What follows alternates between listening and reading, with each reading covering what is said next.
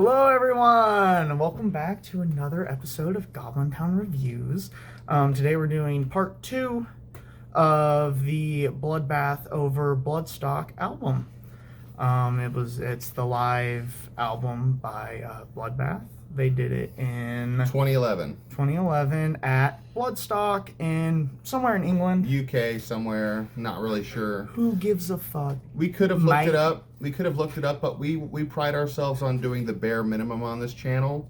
So, yeah, that's what you guys are going to get. All right.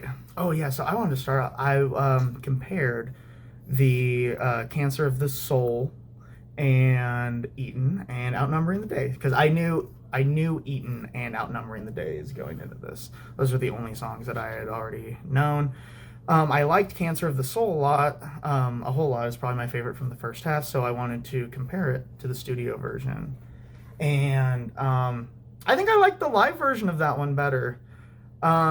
Which one? Cancer of the Soul. Cancer of the Soul, okay. Because one specific thing is at the very beginning, I couldn't hear the tapping hardly on the album. Oh, really? Like, I had like nice ass headphones on, and I was like listening hard for like tapping. Like, I feel like that's an easy thing to hear, and it was like getting muddled in with the and then I don't know. This was like I kept going back and forth on the chorus. Yeah. I felt like the chorus, I was just like grooving more. Like there was maybe a bigger juxtaposition in the live version. But that might have just been some weird bias in my head. Because like whenever I really listened to it, I feel like they sounded pretty similar. Yeah, well, the chorus. The thing is that the band, like we said the last video, the band had only played like together live like 7 or 8 times. So there's a chance that they may have maybe included some things in the live set that weren't in the studio songs, or maybe they omitted some things that were in the studio songs from the live set. You know, I don't know the material well enough to be able to know that, but... Yeah, I probably could have listened even closer. But I will say, though, that I'm not saying you did a poor job listening. Oh, no. I just mean, like, to know it intimately. To know it intimately, yeah. Mm-hmm. Yeah, I thought, let's see here, Cancer of the Soul, I wrote down, it was more technical, I thought, than, especially the guitar work, than some of the other tracks that you found in the set list. Yeah. Because some of this stuff sounds like it would be hard to play, even if you were an intermediate guitar player or something. Mm-hmm. But a lot of it, though, sounds very basic. Because I think it's drawing upon that early 90s death metal sound. Yeah. So it's a lot more rudimentary, a lot more brutal, a lot more just like... grimy and trying to be forceful and heavy, instead of technical.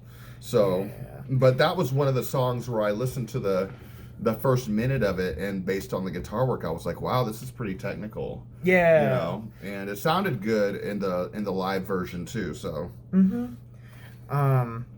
Oh yeah, and as far as comparing, Outnumbering the Days, that was on the second half. That song, I mean, as far as the song itself goes, I wasn't reacting as much, but it's a good song. It's catchy. I like the riff. I don't know. It's good. The do. It sounds evil. And the way the chorus, that's a really cool like musical break. That like in the way it's like outnumbering the days. It's really impactful and live. I thought they did a good job playing it. I don't know, it just sounded like a good live performance of a song. Like, I wanted to be there and listen to it. Yeah, the more I listened to the second half of this thing, the more I thought, man, those lucky bastards, they got to see this in person. Yeah. Because even the songs that aren't my favorites, they're still good death metal. They're still headbangable, mosh friendly. Yeah. You know, it's just like when you go see a death metal band, that's what you want to do. You want to have that experience of like, fuck yes, you know, just bobbing your head, and then if it gets really out of control, you know, get in the mosh pit, and a lot of these songs are perfect for that. Outnumbering the Day, real quick on that one, I think that riff opening that song, I know it's kind of strange because it doesn't sound like a lot of other Bloodbath riffs, but I think it's one of the best in their whole discography, to be honest. It's a good one. Oh man, I think I thought of something. Or might have been unrelated. We can move on to Eaton. We're still talking about the ones that I had known. I'm disappointed. The problem is with that live recording of that song is they sped it up, and that song has a really cool, basic, kind of grimy, Cannibal Corpse-y kind of riff in it. And it's real bass heavy, and it's real slow, and it's like bum bum bum bum bum bum bum bum, you know? Yeah. And they kind of like sped it up for some reason. I've talked to drummers that say that they always play a little bit faster live, but I don't know if that's like an amateur drummer thing, you know, or even expert drummers do that. I'm not sure, but they definitely played that song faster than they did the studio version. And I think I also like the guy from Hypocrisy. I think his name is Peter. I think I like his delivery in the studio version better than Michael's in this particular instance on this recording. There's I don't want to talk shit on it because I don't blame him. I feel like just the conditions. I just feel like his voice was just going out. It just sounded literally like Cookie Monster, and it needed to be that guttural. Yeah. And I said, I get that it's live, and I get that it's well into the set list, but that doesn't mean that it didn't bother my ears and ruin the experience of the song. Yeah, and as far as the speed, I feel like that really bothered me on the chorus, where it's chugging the dum dum dum dum dum. Yeah, dum. I know what you're. I was I feel like a caveman. Dum, dum, dum, dum, carve me up, slice me. But it's I'm whoa, I'm going for a nice little jog. I'm not trudging anymore. But I just feel like I removed some intensity overall, from the track. The speed and his vocals, and that's what I like about it, is the intensity. Yeah, you know what, man? But it wasn't bad. I guess aside from those two things, it wasn't bad. But that really took it for me. Yeah, this is all Bloodbath related. So Michael from Opeth does the vocals on this live album. Mm-hmm. Peter from Hypocrisy did the vocals for Nightmares Made Flesh, which is the album that Eaton and Outnumbering the Day originally off of. Cancer of the Soul. And Cancer of the Soul. Yeah. The new album, the new Bloodbath album, Survival of the Sickest, that came out this year, it's actually, they got Nick Holmes from Paradise Lost. Have you ever heard of Paradise Lost? They're a doom metal band from the UK. They have him, so I think you've brought it up. It sounds like Bloodbath sounds sort of like a revolving door of vocalists, is what it sounds like. Even though I think that Åkerfeldt from Opeth was the original guy they had. I could be wrong, Bloodbath fans, so correct me if I'm wrong, but yeah, it seems like they've had several different guys take up vocal duties at different points. So fair enough. That means a super group. I would expect some rotation of just legendary performers that have met people in the band and have made a connection. Oh, well, you want to be on the Bloodbath album? You can bet they're all going on tour together. Yeah. And they're all talking to each other after the shows. Right. And they're saying, hey man, we need, Michael can't do it for this record. Yeah.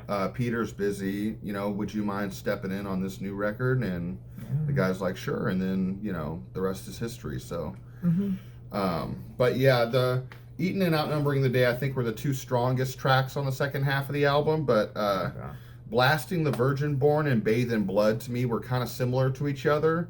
They both started out kind of, to me, they were kind of boring at first, but then around the 30-second mark in both songs, they got a little bit more interesting and a little bit more, the riffs kind of kicked in and it got a little bit heavier, a little bit faster, a little bit more badass. Yeah, I was vibing to Bathe in Blood. I don't remember it too specifically. The trills, just the chuggy, it was like groovy. I wanted to move to it. Yeah. And I wrote punky drums. I'd consider that like a punky type beat almost. Yeah.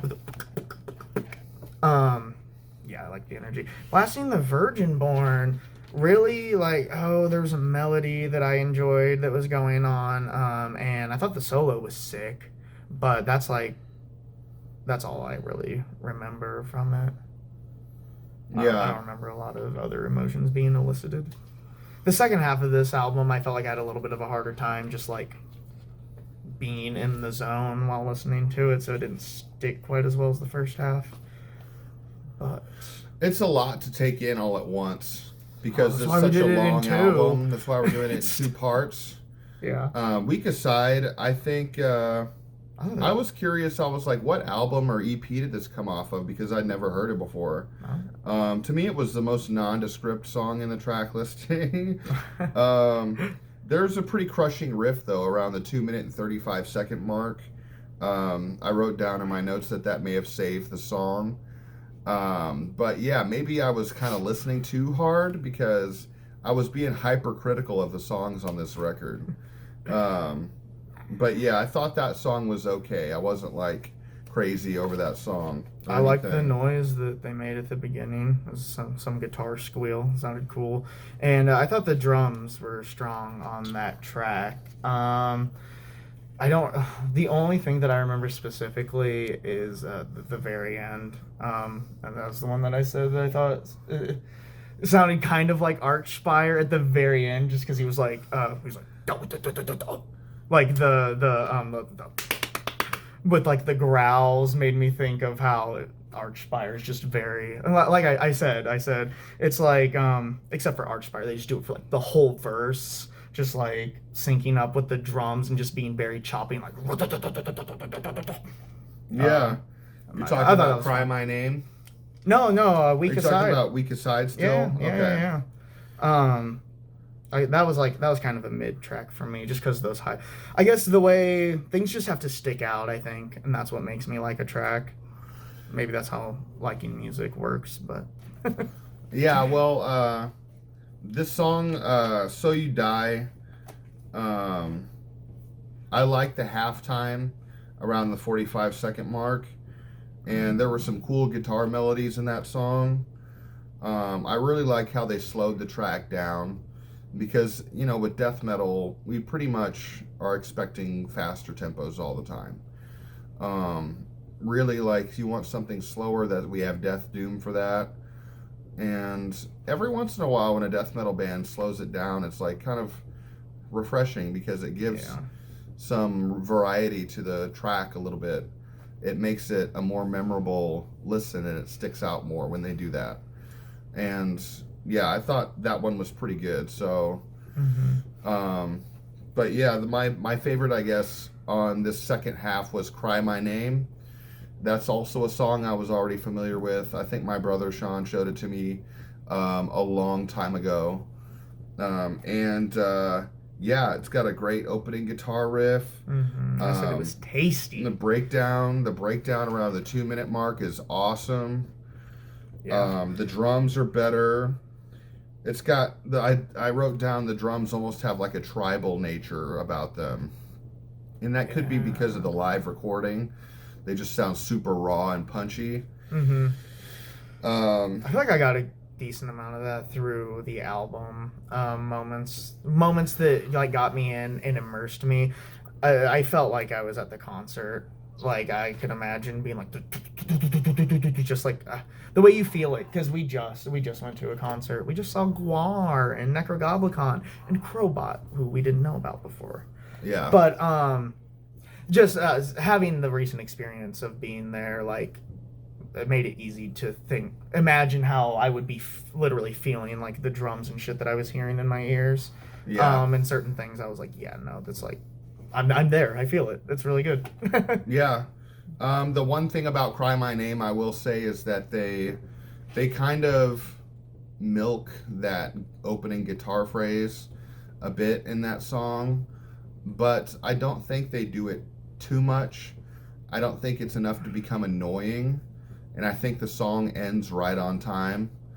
It's just that once you, I guess as a band or a guitar player, once you write something that sounds cool and you put it in a song and people like it, there might be a tendency to go back to it too much almost. Like over and over again. Well, there can be like an effectiveness to repetition, and like I don't remember enough to speak to that on this track.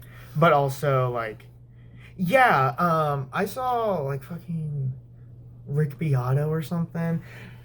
Just talking about how like the whole song is like the same now. Like there's not like the chorus, the melody changes, but like the chords are the same. Oh yeah. And stuff like all the way throughout. So and yeah, sorry, I go. That's related to this. I don't know. It's just like the way our brains work.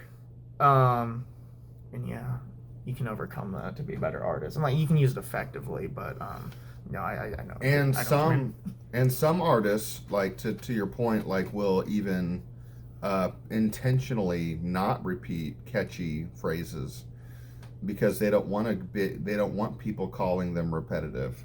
Yeah. So sometimes that can work against you also, you know. You have that one part in a song where there's this badass riff or this really cool chorus and then it seems like they abandon the idea. Yeah, you're like, oh whoa, that was just the intro and the Yeah. rest of the song is this. Or you'll be like, man, play that chorus again, that was so awesome, and they'll do something else and then end the song.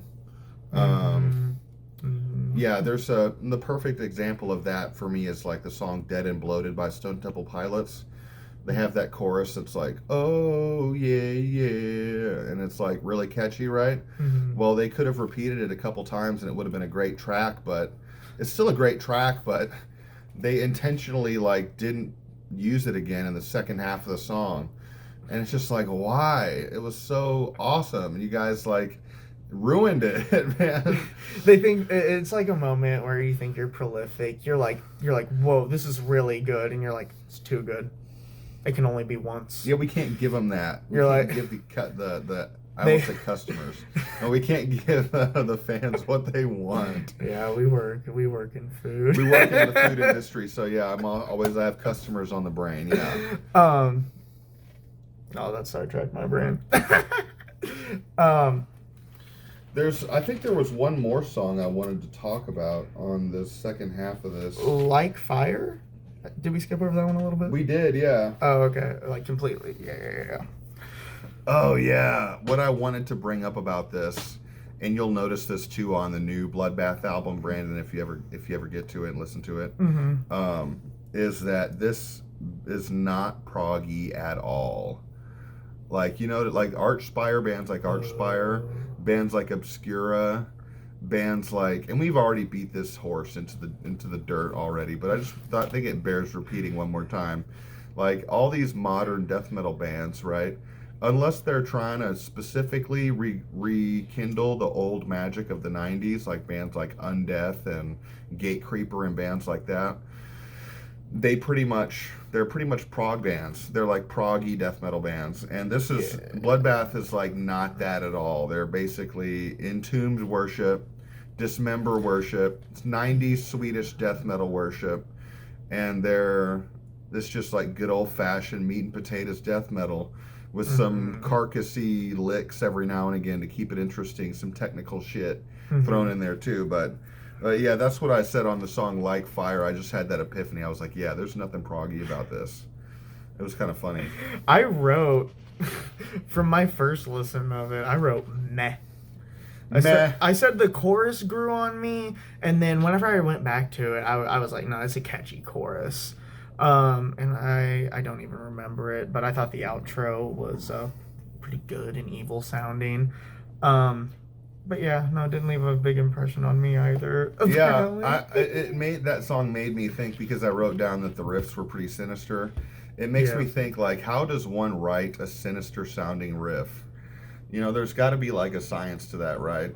Music theory. Somebody who knows more about music theory will be able to tell us in the comments section. It's like I watch some people. I don't know theory. I play guitar, whatever. I've watched like this guy Shred, and he like reacts to songs and talks about the music theory in them, and he plugs his course. But he just talks about like using certain scales.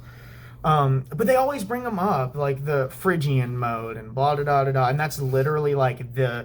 If you know music theory, leave it in the comments. Which one is the evil one? There's like the evil one, the death I think metal. it's Phrygian.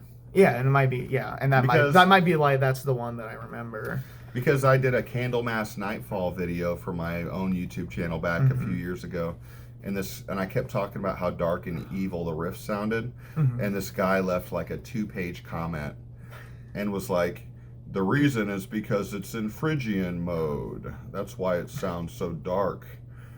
And yeah, it was kind of weird. Like, I haven't thought about guitar modes in 10, 15 years, so. Yeah, I wish I knew a little bit of theory. I think that's how my brain works. I think it would appreciate. Overall impressions of this live album. Yes, my overall impressions. I enjoyed it. You know, now that I'm thinking about it, I feel like I should listen to it all at once, and try and just enjoy it. I mean, it was good. I would listen to it again. The songs don't always grab my attention.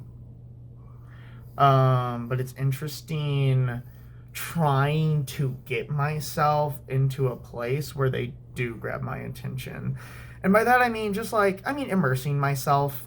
You know, some music drags me in. I like music that drags me in, but I think I can actively listen to music in a way that like allows me to take something that wouldn't normally have me like, whoa, what's that? Okay, I like this. And be able to be like, what am I listening to? What does this sound like?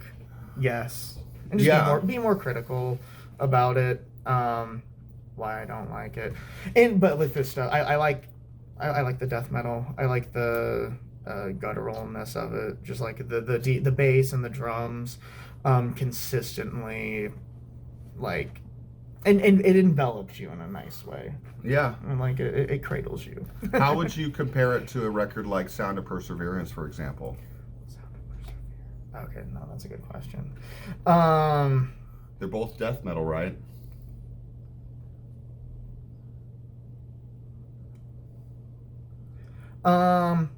So for me, maybe the progressiveness on like Sound of Perseverance adds to the intensity, because you just don't know what's coming. And the way some of those drum like fills the Scavenger of Human Sorrow, the opening of the fucking album.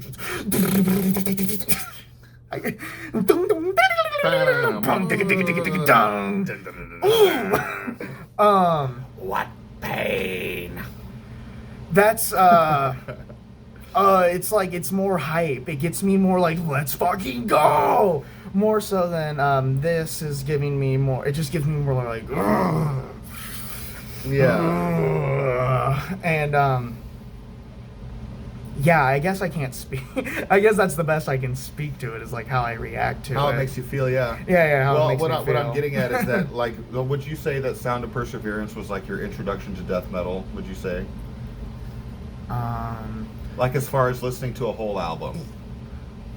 Probably, I think so. I think so. So, in my opinion... No, actually, okay, so maybe... What about Death Clock? Oh, that I think that would count, yeah. I listened to Death Clock's Okay. first album a decent amount. Like, I like almost all the tracks on it. Well, I remember when I first met you that Death and Sound of Perseverance was like one of the records that we really bonded over, because we both loved that record. Dude. And I say all this to say this. Sound of Perseverance, Symbolic, records like that are some of the best death metal records that have ever been released, in my opinion, and in a lot of people's opinion. Okay? And comparing other bands to Death is futile. So if you take somebody, pick someone out of a crowd off the street, and you introduce them to death metal, and you start with those records, everything after that is gonna sound like shit to them. They're gonna think this isn't that good. This is what you're saying about me. No, they're gonna listen to Sound of Perseverance, and then they're gonna hear this, and they're gonna be like, "Man, this isn't that good. Why'd you show me this?"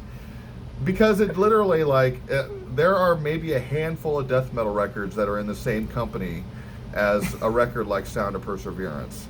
Yeah. So, I'm trying not to be too critical about this.